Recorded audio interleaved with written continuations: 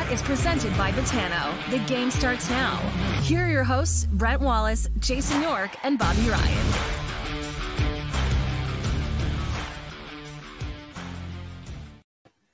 Top of the morning to you, everybody. Brent Wallace alongside Jason York, and that handsome devil is none other than Jamie Baker, former day oneer of the original modern Ottawa Senators. It's morning for everybody, it feels like.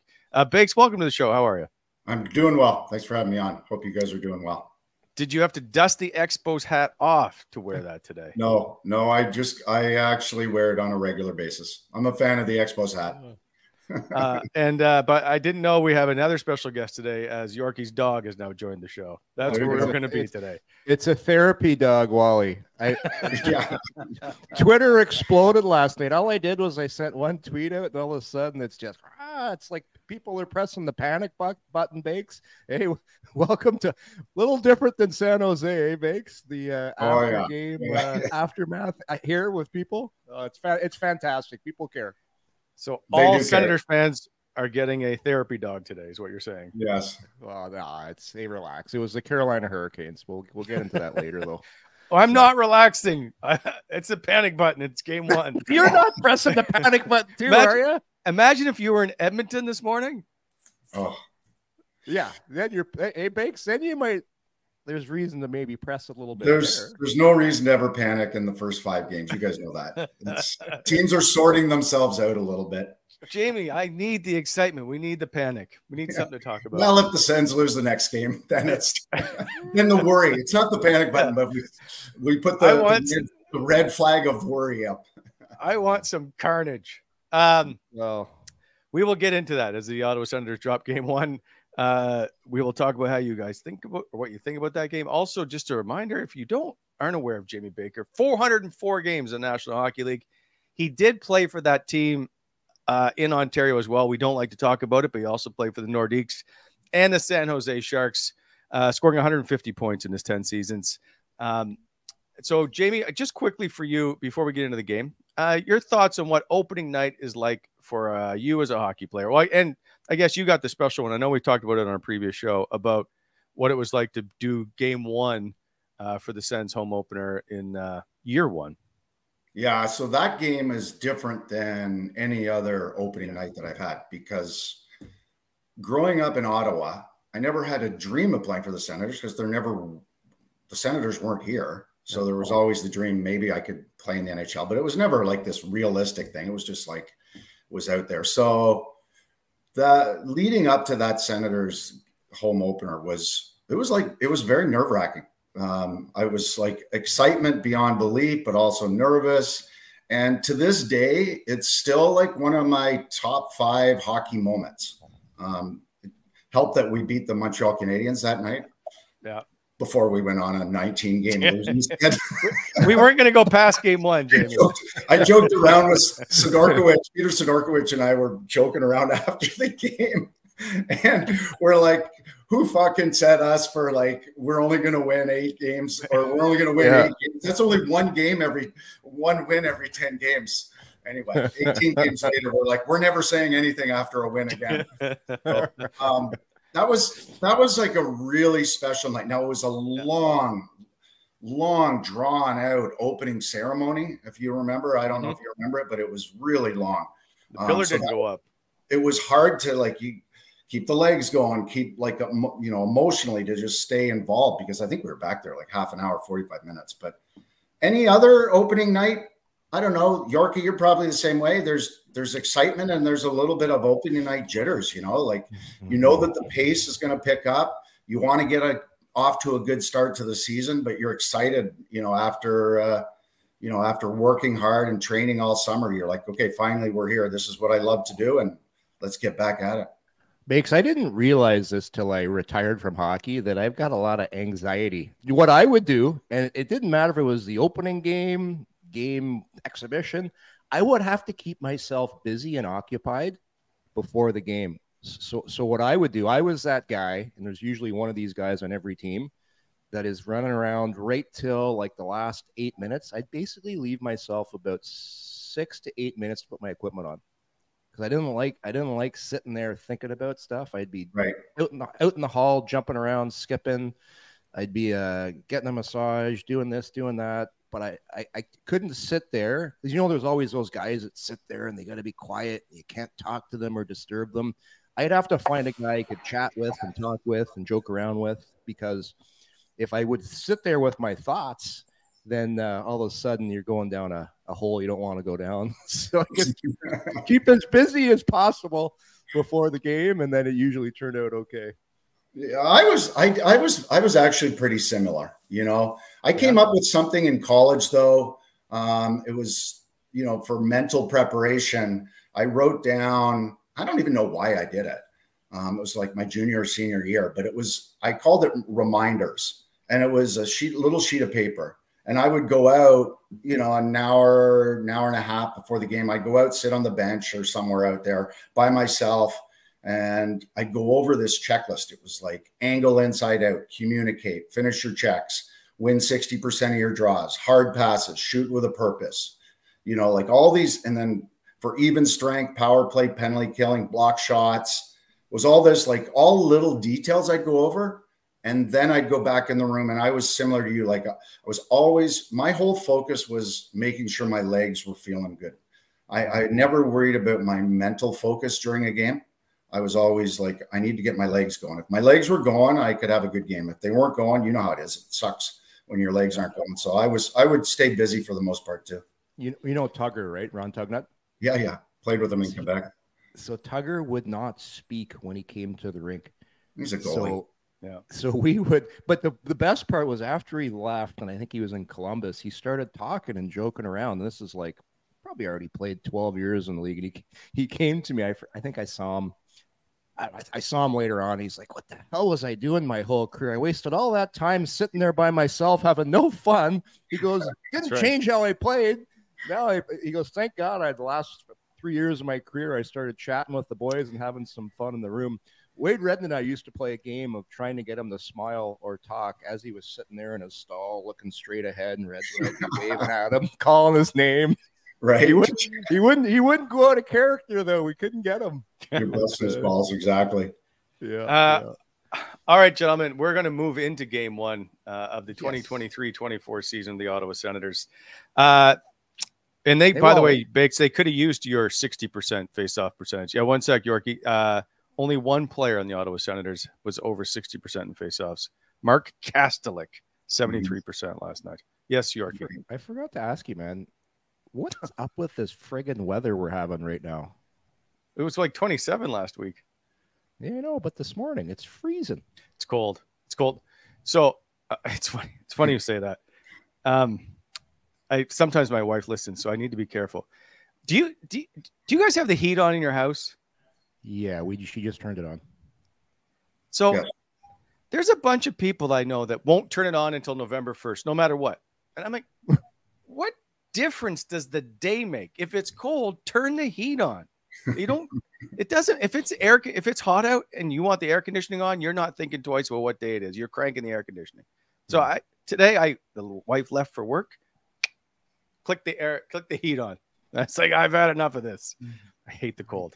You've got a pair of slippers that you keep by your bed, right? I don't have a smoking jacket or slippers. I don't like slippers. Night hat. You could dress a little warmer right now if the wife doesn't want to put the heat on till November 1st. Tough it out. Stupid. Okay, we're moving on. We got to talk about this game. All right, let's go.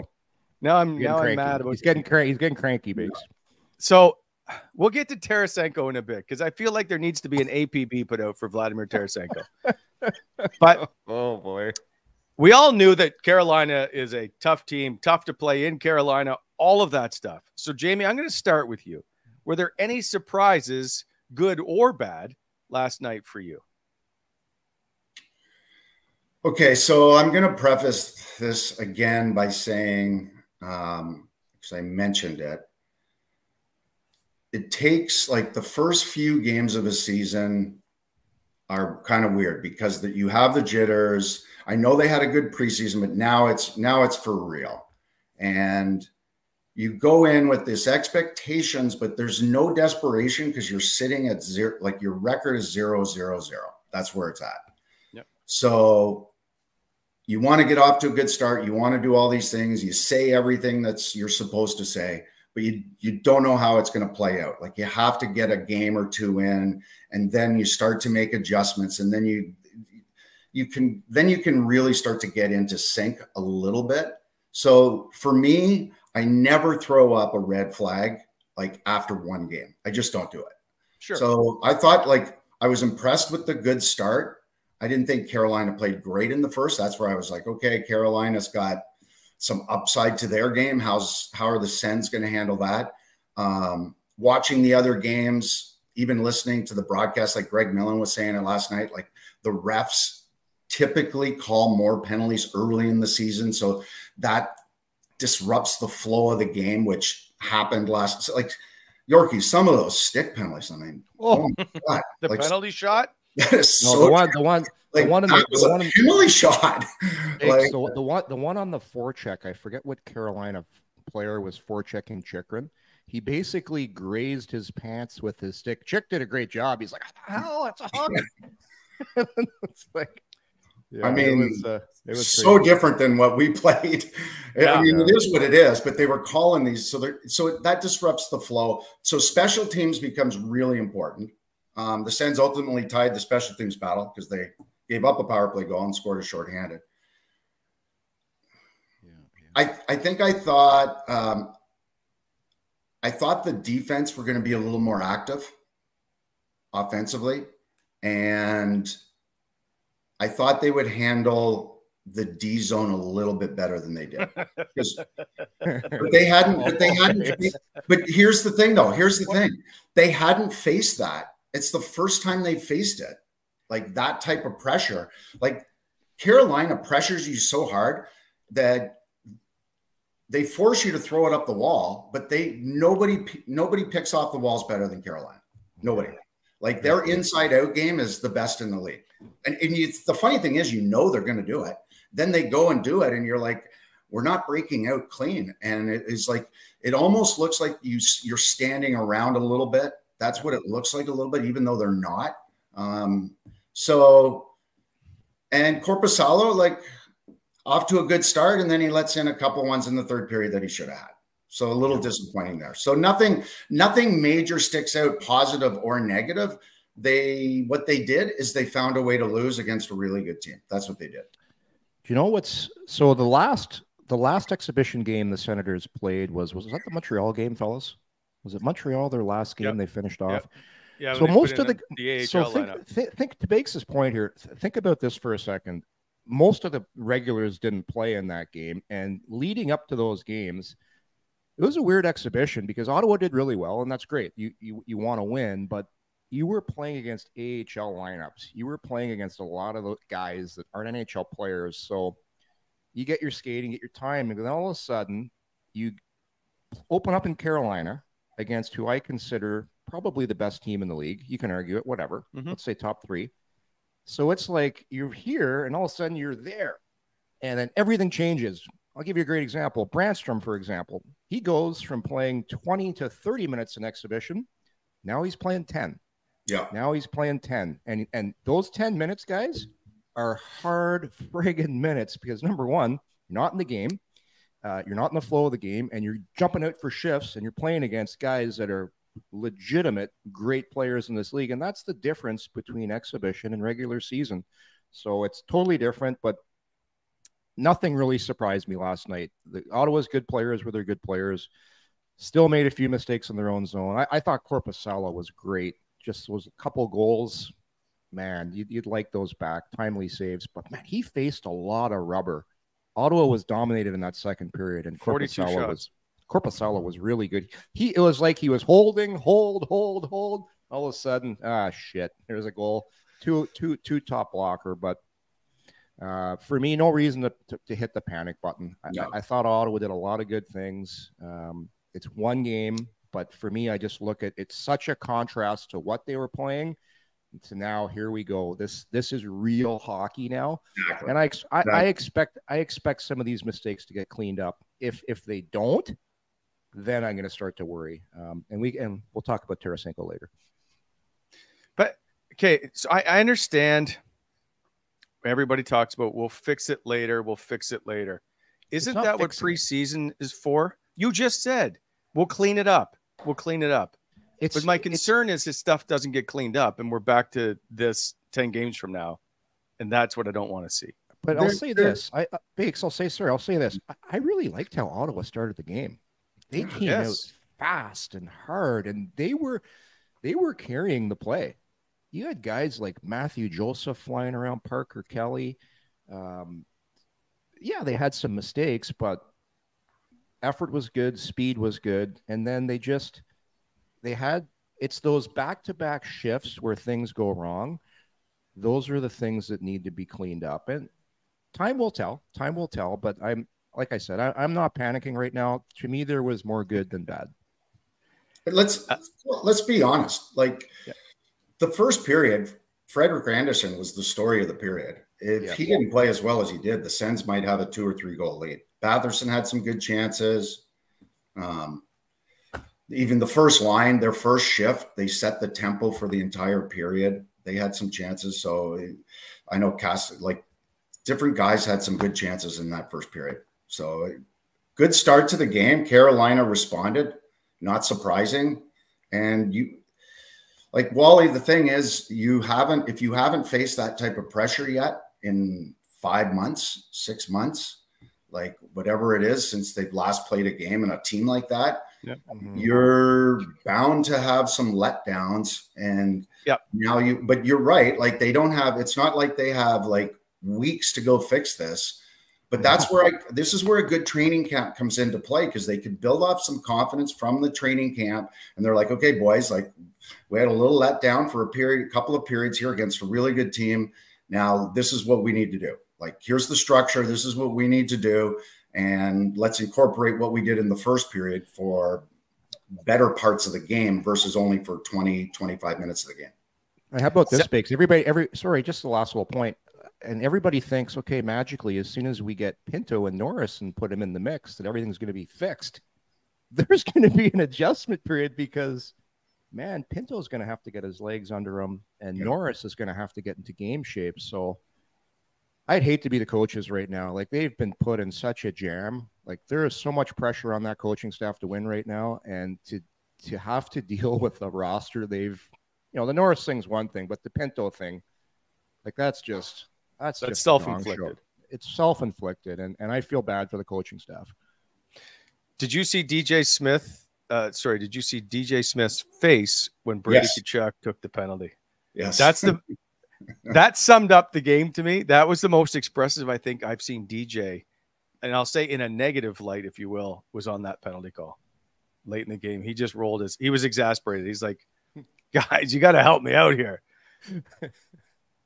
I know it was a 5-3 game at that point. I mean, that's the buildup of the season, and Brady knows it. He shouldn't have taken the penalty, and that's like an adjustment. His emotions, his emotions got the better of him, and it's not a big deal though. Like, I know he broke the stick with the cross check, but if that's game 30 of the season, is that a penalty? I don't know. Yeah, like that's the thing. Either way, Brady, you go back to last year, he was really good at controlling of his emotions. Like he knew how to piss guys off on the other team, and he knew when to pick his spots, but he didn't take Brady doesn't take bad penalties.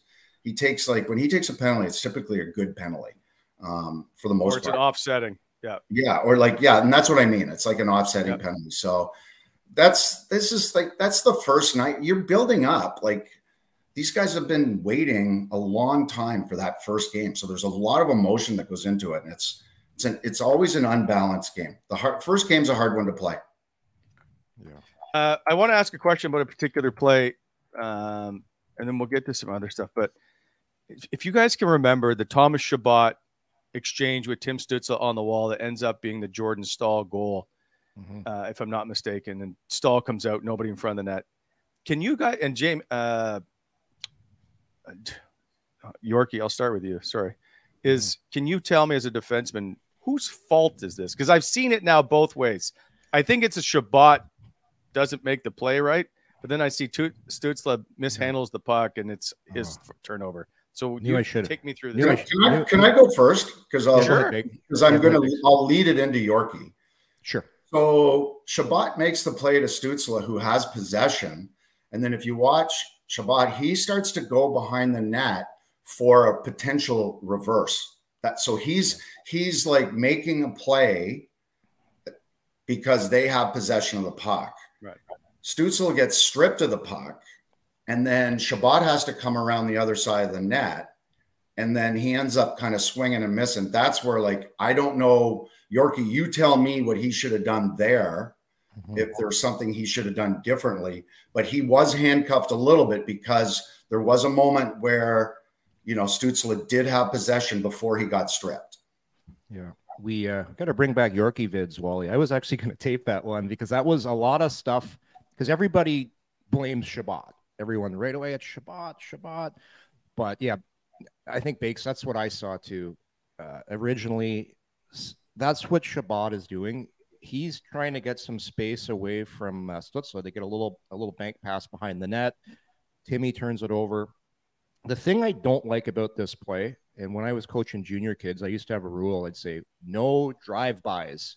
And a drive-by is when you go out a forward or a forward. Usually it happens with forwards on the forecheck bakes, those old drive-bys where you come in and you take a bad angle and you just swing by the guy and give him a free pass.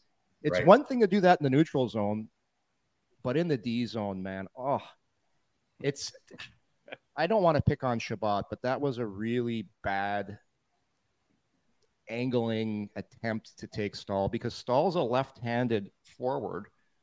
The only way he could get to the net was coming across, and like he did. So Chabot just played it poorly. He didn't come with his stick, and he didn't do a stop. And all he had to do was go there and stay in front of him. Instead, he did the drive-by. But he left him so much time and space because he thought he was going to get the dump behind the net. So there's shared blame, but it could have been, and that's what good defensive players do. They stomp out mistakes that have happened, where a couple of mistakes happen. Like the real good guys in their own zone, they'll stomp that out. And two mistakes turn into nothing because that defensive defenseman comes with a good stick and he stops the play. Chabot swooped. Stahl got to the front of the net. And listen, it's a game of mistakes. Mistakes happen. That was a bad one. You can't sugarcoat it. Yeah, there's two mistakes, right? You don't want to compound one mistake with another. Yeah, but we've played with guys, Bakes, like the real good defensive defensemen. They just squash out mistakes that have happened, and it didn't happen there. And hey, there were plenty of mistakes in that game. Like I love Jakob Chychrun. I think he's a great player. He had a tough night. He made a few mistakes as well, but it's game one. No sense for anybody to panic here. And the only thing I will say, and we got to get into this, Wally, is boy, oh boy, Tarasenko. You talk about bad nights. All right, you know what? We'll get right to it. But I do want to get back to the positives, which I think are Joseph and Batherson and even Tim Stützle, although he scored the goal with 6 players on the ice. Parker Kelly. Parker Kelly. He had a good Parker game. Kelly, another guy who, and he's been dragged through, if you will, through preseason of shouldn't be on the roster. And at the end of the preseason and going into this game, I thought he was very good. But you know who else was good too, and he probably could have had 2 goals, was Batherson. He had a lot of good looks. 5 shots on goal, hit a post, had 3 missed shots. Yeah, a lot of smart plays with the puck at the offensive. Like he likes to carry it in. A couple times he had nothing. Little smart chips behind the D. He created a lot out there. He looked like he was playing with a ton of confidence last night. Yes. I thought he was real solid. I like Drake's. I thought he's carried that over from the preseason. So has Mathieu Joseph. Giroux, no points. I thought Giroux was excellent as well. Yep. So there was a lot of good. Just it's the first game. Yorkie, stop saying it's the first game. I want unmitigated disaster at the moment. Okay. Remember, we're dealing with Wally. We know what path we want to go here. Blow it up. Just blow it up. Exactly. All right. So Vladimir Tarasenko, which I didn't notice him last night. And I got to be honest, like I did. He played 13 minutes, right? 13, 12. The second fewest minutes among forwards last night. I noticed him. Well, okay. So, by the way, no shots on goal. zeros across the board. He did have one hit. I think it was his own player, but he did get registered for one hit. What did you notice? I noticed Jake Sanderson rushed the puck, and then all of a sudden he was the last man back, and he must have passed Tarasenko on the back check, who had like a 20 to 15 stride lead on him. I know he's a great skater, Jake Sanderson, but I'm like, come on, like back check. So that was just the one thing. But as far as the game went, he looks like a player that's kind of waiting to get open and waiting to use that great shot of his. And he looks like an opportunist. Just one of those nights. I hope he gets better, because exhibition, it was kind of the same. He's an older guy. I think Bakes mentioned this earlier. Sometimes it takes an older guy a few reps. He's in a new city, new team. I will give the player all that, but I would think at $5 million, new team, 1 year at a contract. It's been said that he wants to keep playing. I would have thought he would have came out of the gates like a rocket. And for me, guys like that make that kind of money, you have to make, if you're going to make $5 million plus, you have to make guys around you better. It's not up to who you're playing with to make you better. And I hate when people say that, well, it's who he's playing with. He doesn't have anybody to play with. I know this isn't a great comparison, but if you put Timmy Stützle with anybody, he'll make them better. If you take Brady Tkachuk, he'll make them better. Claude Giroux will make players better. I don't like when you sign players and then you say, well, he needs somebody to play with. I don't know about you, Bakes, but that's just how I am with guys. But again, I'll say it again. It's still early. I don't want to come all down on Tarasenko, but so far I haven't been impressed. Okay, so I'll answer your question. Yes, like you're the first Yorkies. What you just said, like I know you want people. Everybody wants somebody to drive the play and make others better, but you also the hardest thing to do in the NHL is score goals. It's the hardest thing to do, and if you are a goal scorer, and this goes back to DeBrincat, it's like he doesn't carry the line. He goes, no, but he finishes the play where other guys can't finish. His job isn't to go carry the puck through the neutral zone. His job is to put the puck in the back of the net. That's an art form in itself. And if you're good at that, then you get a clean slate as far as like you are making others better, because they're getting first and second assists because you're scoring the goals. So I'm not looking for Tarasenko to drive the play. I'll give him a pass early because it's his first training camp, not being in St. Louis and all of that. But, you know, the magnifying glass is on him because there's a young player that's part of the future here that's not signed because of cap issues. And part of the cap issues, like there's multiple reasons, but one of them is Tarasenko coming in and taking $5 million of it. And you would think that he wants to, you know, get off to a really strong start. And if you're not going to score, you still have to provide value in some other way. Yeah. And he didn't do that last night. Yeah. It was like, what surprised me, like he got knocked off the puck a few times relatively easy.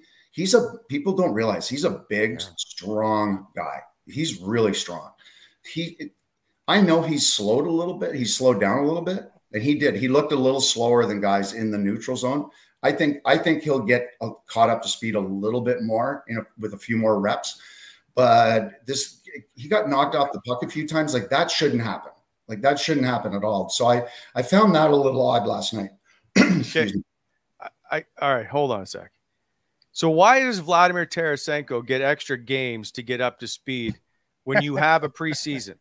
Like, do you not think the Carolina Hurricanes were up to speed? Jordan Staal looked fine. No one said, hey, outside of the first period, I wonder if the Carolina Hurricanes are getting up to speed. So how about everybody be up to speed? That's why you have training camp. I didn't think he was very good in training camp. He didn't do much of anything. So I'm like, well, maybe he just doesn't like the preseason. That's fair. He's a, whatever it is, 14-year player. He didn't look good last night at all. And that's my concern. Very apathetic in his play. And by the way, he's not a third line player. I don't know why you're playing him as a third line player. That's a concern for me. Well, here's the other thing too.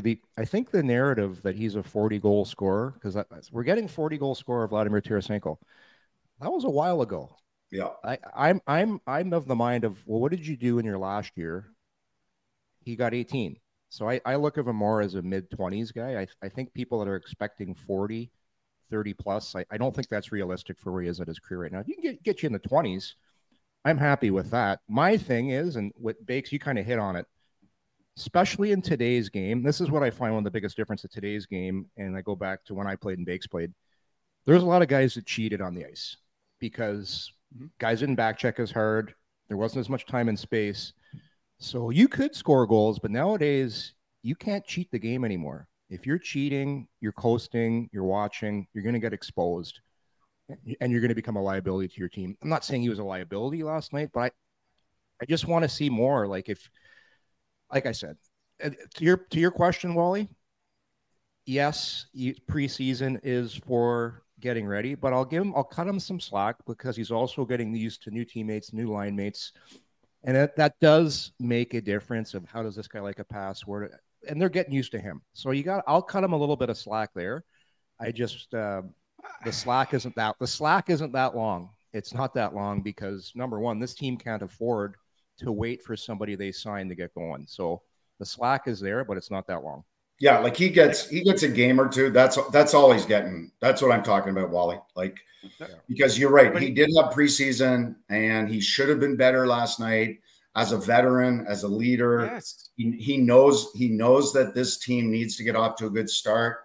You all like put yourself in his shoes too. Like when you're in a new city, new team, like I know he said, new coaches. Like you want to impress everybody early on. So like I expect him to play much better on Saturday and Sunday. If he doesn't play well this weekend, then it starts to like, I'm not going to say it's a major concern because it's such a long season, but it's like, it's something to keep an eye on. It's like, why? No. He didn't have a great preseason. We're like, we're going to give him, that's okay. He's a veteran guy. That's fine. Blah, blah, blah. But like that can't carry over into the regular season. I'll tell you one thing. We got to get Bakes. Come on Monday with us. We'll discuss this again Monday after the weekend. Yeah. But you know who will, if he doesn't have a good weekend, the coaching staff will be having a conversation with him because like there's pressure right now, man. Like we've talked about this. They can't wait for him to get going. No. That's what I keep saying. Like we go, let's just wait. But for the Ottawa Senators, it is a 20-game season. That's basically what I think it is right now. It's the first 20 games. And if they're a mess in 20 games, then it's a whole different world after December 1st, if you will. That's what I think the problem is. I don't think they have the time to wait. They have to do it now. I'm not worried. I'm just not worried about this team. I think there's something going on there. We know, so we've known for like the last couple of years that they've built a good culture. Yes. And that's a credit to everybody. Like that's a credit to Pierre Dorion, to the coaching staff, to the players, to the trainers. Like that's a credit to everyone. They have a good culture. They've signed a lot of young players to like core guys. Like for a city that has lost players, like elite players, to have these guys signed, I know it's put them in some cap trouble, which they shouldn't be dressing 11 forwards in the first game. That shouldn't happen. Okay. So like, and Pinto should be signed, but like this city, when even like you've got now Jake Sanderson locked up and he comes out and he says like, we know we're going to win. Like this team, like they didn't win last night, but they wake up today, they're pissed off. They're not happy with the way they played in the second and third. And they're like, we're going to fix this right now. And they know how to fix it. Like that's what I think. Yeah. Like their team speed is really good. And it's hard to play against. Like that first period, they were really hard to play against. They were up the ice fast. They were back fast. And then they got off. And then the next line did it. And it kind of smothers other teams. It's what they did in the preseason. I expect them to do that in both games this weekend. Like I think we're going to see them. I think we're going to see them play really well. Bakes, a couple of things here, guys. Just on what Bakes said there. Number one, what are you going to do with Mathieu Joseph now? Everybody's going to put him on the first line if this keeps up, is what's going to happen. Today's game's all about speed, getting pressure. That he is arguably Ottawa's fastest straight line player. Like that goal he created for Parker Kelly last night with that's number one, he blocked a shot, straight ahead speed, created time and space with his speed, with his pressure on the PK. I don't know if this is a guy they can afford to lose, because let's not forget, they still have to figure out a way how to get Pinto in, and that's going to mean somebody has to leave town. Do you want to take this team speed off your team? Good penalty killer, and we talk about having a great camp and doing all the right things that you need to do. So, well, one thing he's doing, he's making his stock value go up, but I'm not so sure I'd want to get rid of this guy just based on how he's come into the year and what he's doing and what he's providing. So, man, that's going to prove very interesting to see what happens as far as removing a guy off the roster to get Pinto in. And the other thing is, guys, Saturday is the next game. That's against the Philadelphia Flyers. It's a 1:00 game at home. Then they got Tampa on Sunday. I'm with Bakes. I expect this team to I'll be concerned if they don't come in and roll Philadelphia and have a great game against Tampa, who's missing their best goaltender. I foresee a 2-win weekend and a guy like Tarasenko getting going and everything good. If not, then it's a different conversation on Monday. Conundrum. Somebody came up with that word, and that's what Pierre Dorion's in regarding. What do you do? That's the definition of conundrum right there. Like, if he's to sign Pinto, he's going to have to potentially move a roster player to create cap space. Is it Joseph? Is it Brannstrom? And either way, then you have to replace that player. Like, Joseph's in your top 9. We know that he can be inconsistent. We've seen that in the past, but he's a very motivated player that's off to a good, he came to camp with a good attitude. He was in great shape. He's worked hard through the preseason. He was rewarded with his hard work last night. Like, what's not to like about the way he started the season? Like, that's, he can't change last year and what happened with his, the analytics and from his scoring production and whatnot. He can only affect what's going to happen now, and he's off to a good start. I know Brannstrom didn't play a lot of minutes last night, but we saw the upside that he brought last year. So, yeah, the Pinto thing is just has conundrum written all over it. No matter what you say, there's just no way to spin that one. That's a nice Napa Valley wine, by the way, Bakes. The old conundrum. Yes, screw cap too. So I just got back from California. I was out there for a couple weeks and actually went to Camus, visited. Okay. That's Wally, you've never been, eh, Wally? No. And I wish if Yorkie, I wish you would just once give me a nice gift for bringing you on the show. Would be a Camus bottle of wine. All right, here's what we're gonna do, boys. You come over, Bakes too. We'll I got a bottle of Camus in the cellar right now. We'll crack it and watch a Sens game together. Get some cheese. Starting the car right now. Is it the Napa Valley or the Special Select? I drank all the Special Select. I crushed all those. This is I've got the cab, and I also have their the Camus. It's not the Petit Chirat, it's the other one. They had a Zen. Oh my gosh, the Zen was so good. Oh, best bang for your buck. The Camus Zen for all you wine lovers out there. Yes. Back on track. Well, you just said you wanted you're pandering for Camus, so I know. I threw it out there for you. Sorry, I took the show off the rails. It's all my fault. So hold on, we lost our train of thought there. Bake said something good there. I wanted to. It's about the whole Joseph thing. So I have an idea. Yeah, okay, let's hear it. What if you trade Vladimir Tarasenko? Well, why would someone pick him up for $5 million right now and give something up? Or, well, I don't know if they're even going to give him anything up. But who's more valuable to your roster right now, Mathieu Joseph or Vladimir Tarasenko? Well, I'll give you the stat line from last night. Mathieu Joseph played 1752 plus 1 goal and assist. Vladimir Tarasenko played 13 minutes. 13-12.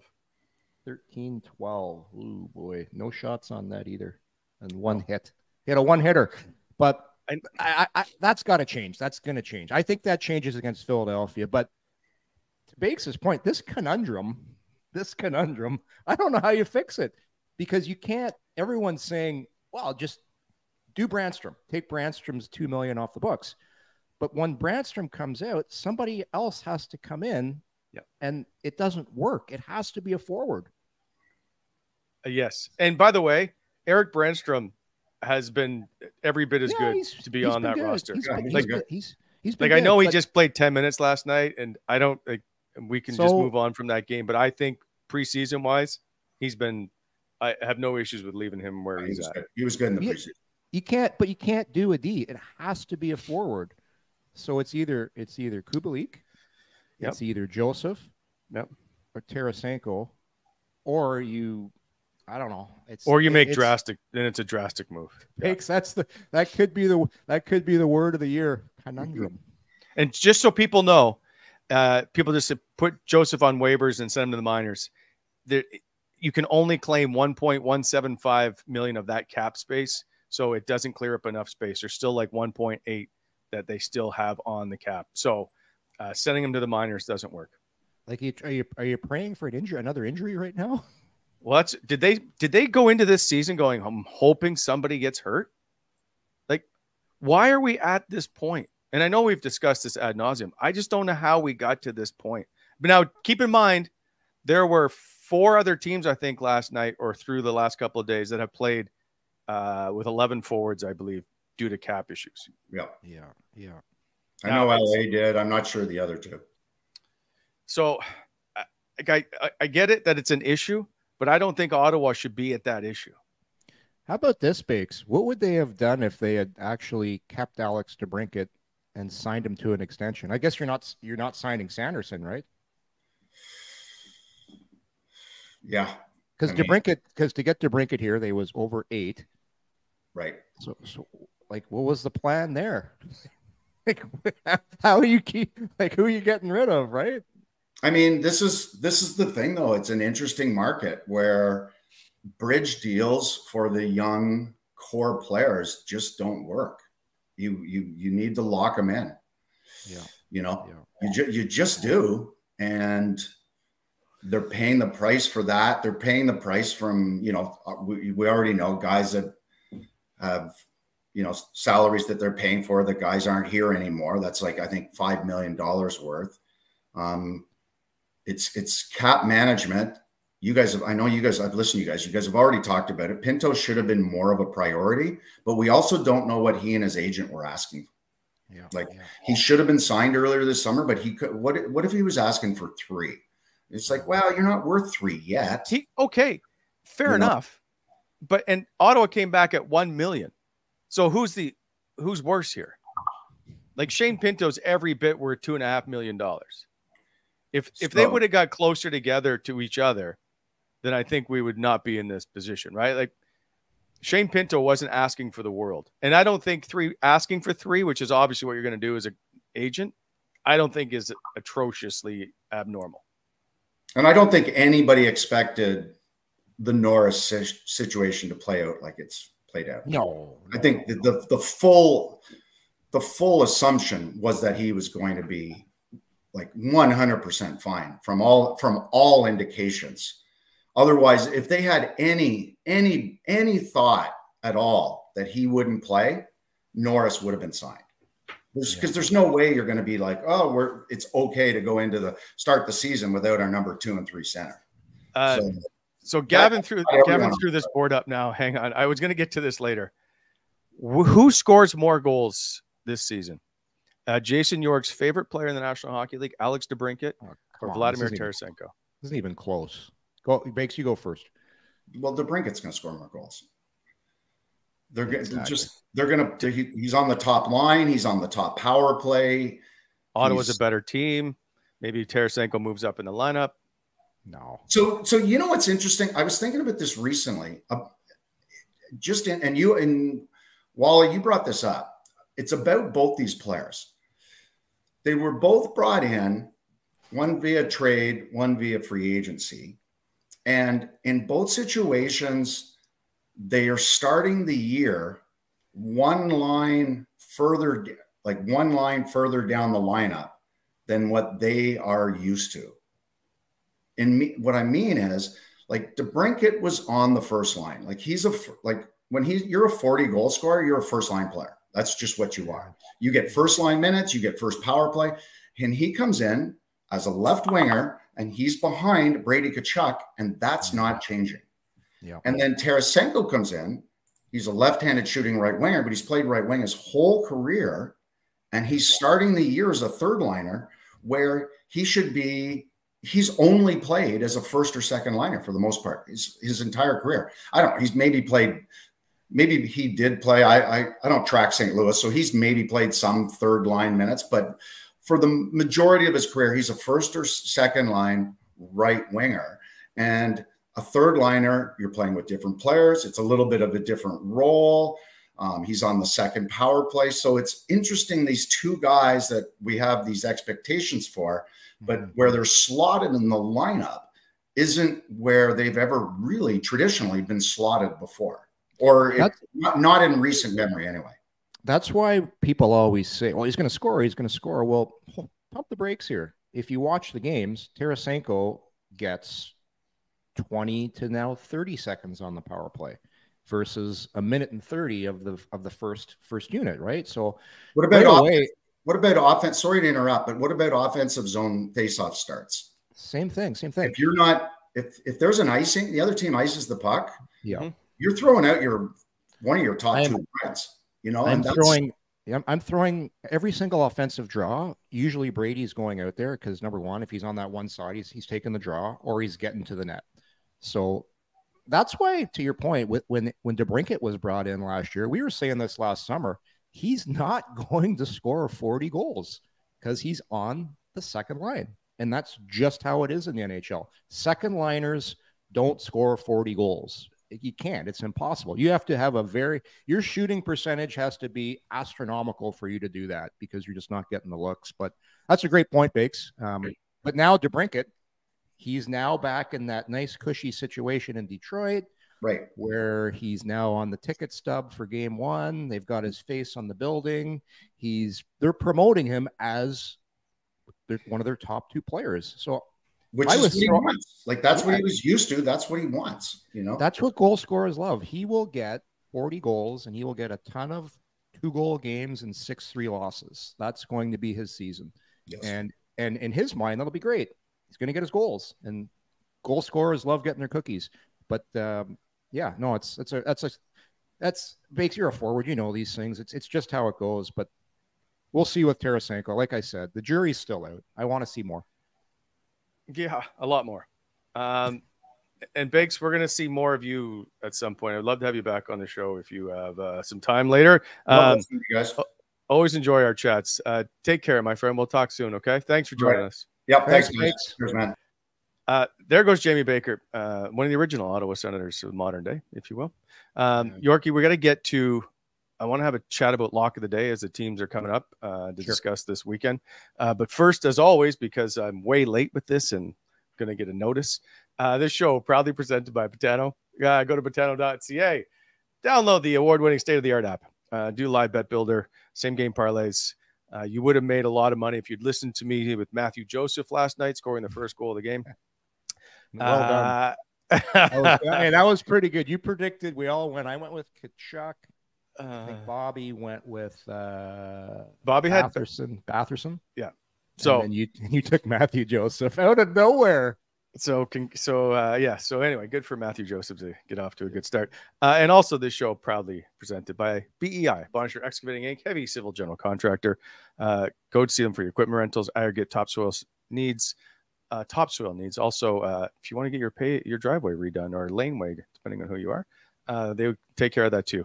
Give them a call, 613-432-1120, BonnetShirtExcavating.com, helping to shape the Ottawa Valley. Okay, so we are all 1-0 in our lock of the day with Patano because we all correctly predicted Carolina. Oh, you wanted to take you were going to take the Sens. You were on the fence. I know. I was totally on and then they scored the goal. Joseph scores. I'm like, oh, here we go. And then they tied it up. They tied it up, and I'm like, oh, Timmy Stützle ties it up. I'm like, no. So now Yorkie, there's Philly coming in. Yeah. Who a lot of people predict as one of the weaker teams in the league. It's an afternoon game. You know what those are like. And then they got Tampa the next day in the evening. I will say Tampa plays in Detroit Saturday night. So Nice. they are coming off back-to-backs on the road. So let's go. Philadelphia. I think I have against Philly. They're 3-1-1 in their last 5 at home. The last game, DeBrincat scored the overtime winner. Just thought I'd throw that in there. Nice. And they're 18-8-2 in their last, I think, 28 at home versus Philly. No, that might be overall. They've played very well against Philly, I guess is my point. Who are you taking in the Philly game? Well, I'm taking the Sens. It's an auto lock. I call this an auto lock. I call this an auto lock, Wally. This is just give me your money, is what you're saying right now. Okay. Give me your money. Take the Sennies all day long. I don't care if it's an afternoon start and people are out of their rhythm. Who cares? This is, you just lost. You got to get off to a good start this year. This is an auto lock. I'm taking the Sens. And I'm also taking Tarasenko to score. Okay. Yeah, fair enough. Throw that little caveat in there. I think he's gonna he's gonna find the back of the net. What is your over? The over under 6.5.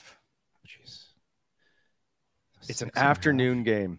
Yeah, I'll go over. I'll go just because I think the goalies, maybe they're a little out of sorts with that afternoon game. So I'll take the over. I hate doing the over and the under. It's such a coin flip. But if I have to be pressed, I'll take the over. I'll take the over. And the auto lock it up with the Sens. By the way, Bobby has taken Ottawa in the Philly game. And I will take Ottawa as well. I think that's pretty simple. I'm going to go Jakob Chychrun scores in that game. Yeah, he'll be good. Chick will have a bounce back game, and I think he'll be real good in that one. That's his old man's alma mater too. Old Jeff spent most of his career with the Philadelphia Flyers. And then, of course, Claude Giroux, his 1,000 games with Philly. But that's what I'm going to take Chick. And then, so now they're going to play Tampa. Now, which normally, Yorkie, we would say this is going to be a tough game for Ottawa. It's Tampa Bay Lightning. However, I would like to point out, Ottawa's won the last 3 meetings at home against Tampa. The last 2 of them, they have scored 7 goals in each of those games. Tampa, without Vasilevsky, we saw their goaltending I didn't think was very good against Nashville, despite the win. So they've got lots of firepower up front. I just don't like their goaltending, and they don't have Vasilevsky. So who are you going to take in the Tampa game? Ottawa has to stay out of the penalty box in that one, but it's tough. Early on in the season, the refs are calling everything. Yep. So just keep your stick on the ice. Don't hook, don't hold. I'm taking Ottawa in this one as well. I think Tampa coming in, I think they will beat Detroit and will lose to Ottawa. I'm taking Ottawa to sweep the weekend. We size up the rings on Monday morning. And everybody celebrates the signing of That's right. Vladimir Tarasenko. He's going to have a great week. I think he's going to have a good weekend. I think he gets a couple on this weekend. I'll be back on Monday with a foam finger. But if he doesn't, Wally, I'll give you permission to press the panic button. Okay, so I'm gonna hang on. I shouldn't even do this. I'm gonna rub the gnome, the Sens garden gnome, because who doesn't have a Sens garden gnome? I'm predicting a 2-win weekend for the Ottawa Senators. Me too. I believe a Brady Tkachuk goal is coming in the Tampa game. Yes, not in the Philadelphia game. You think he's I don't know. The Philly game is weird to me. Afternoon game. There's going to be lots of power plays, but is it going to be sloppy? I don't know. That's a weird game to me. We saw Chicago go into Pittsburgh and win. We've seen a little bit of this stuff, and the Philly game is a concern because of the nonsense of the early season. Everybody's going to get a penalty shot. Apparently, that's coming in. I know. So. I think the Philly game is sloppy. Over under on Josh Norris playing this weekend because they don't play till Saturday, so he's going to skate for sure today. He's going to skate again tomorrow. He hasn't missed training camp. can Josh Norris get into the lineup this weekend? That's what's got me thinking right now. I think there's an outside shot. Maybe. What say you, Wally? I don't know what to think anymore, right? Everybody is confused and disillusioned.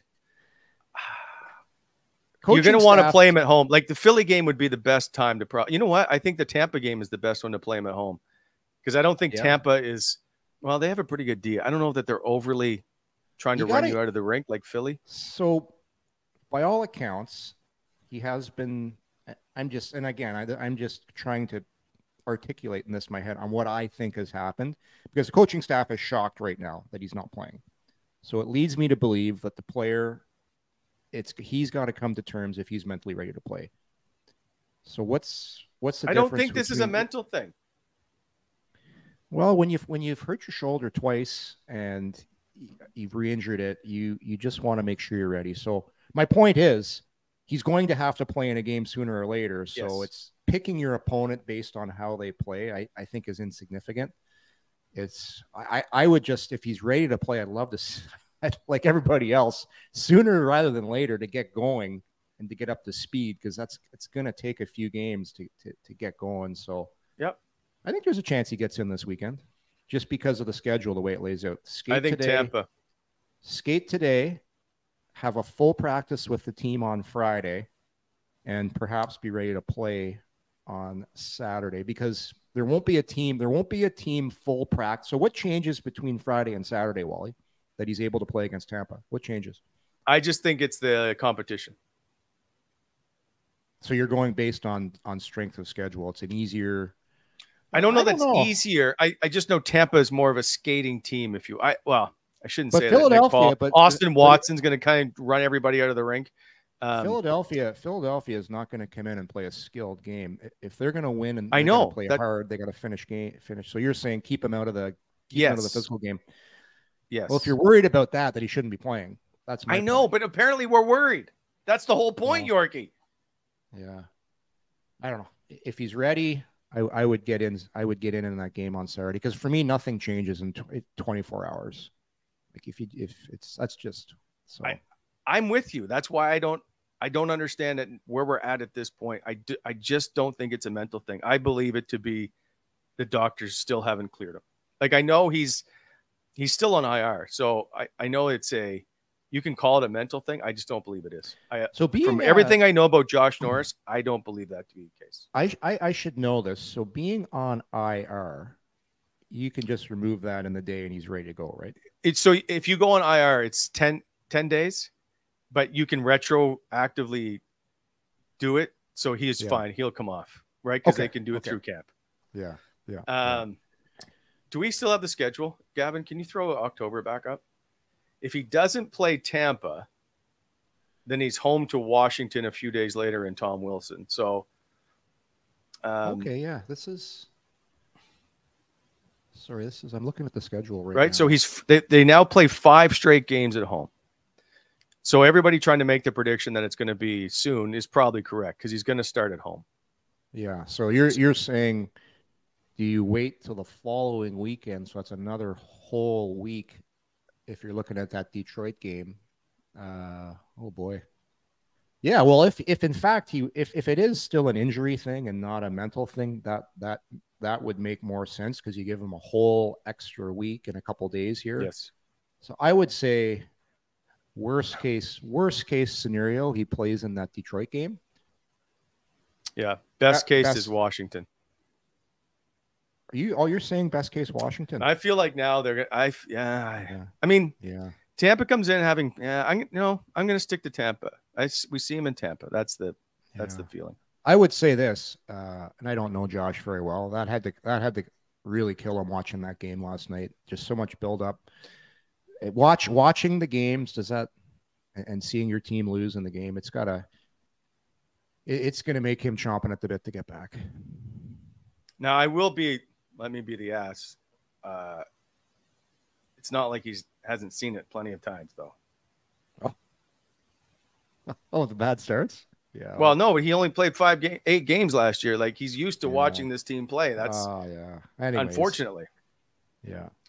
I'm just saying it's tough. It's tough, especially that first game. There's so much anticipation, so much expectation. Yeah. I think the home opener will be tough. Is it right? They bring you out, your name. They got the lights and the LED boards, and everybody's cheering for you. That one's always tough. Yeah, and then you're sitting there with the suit on the back of the bench. Yeah, you want to be in there. I don't care who you are. You want to be in there, but we'll see what they announce here at the end of the day, if there's an update or anything, or if it's tomorrow. But I've got the fingers crossed that he somehow gets in this weekend. I have a question for you. What's that? It just came to me now that we're talking about the home opener. Is there anybody on the Ottawa Senators, when they announce the names of the people, that might not get a positive reaction? On the Ottawa Senators? I believe. Did they not boo? Remember, I think Sergei Gonchar got booed. No, you can't. Johnny O'Day. There was someone in a home opener that got booed. They booed the Russian gentleman? I think it was Gonchar. He was one of the classiest, nicest guys around. Yes, but he had struggled in the couple of anyway. I think I could be wrong. I know there was somebody got booed in the home opener. I'm looking at the list right now. Well, people will think they're booing, but they'll be zoobing. So we can. We're okay with the zoom. Yeah. Yeah. I don't think anyone. You know what? There's too much positivity going on. You just lost to the potential Stanley Cup finalists. Yeah. I think everybody gets a nice, healthy round of applause. I don't foresee anybody on this roster getting booed. Okay. Finally, I messed this up, Yorkie. You are not supposed to touch the hat of the gnome. Why not? I don't know. It's in the chat. So I'm supposed to touch the beard.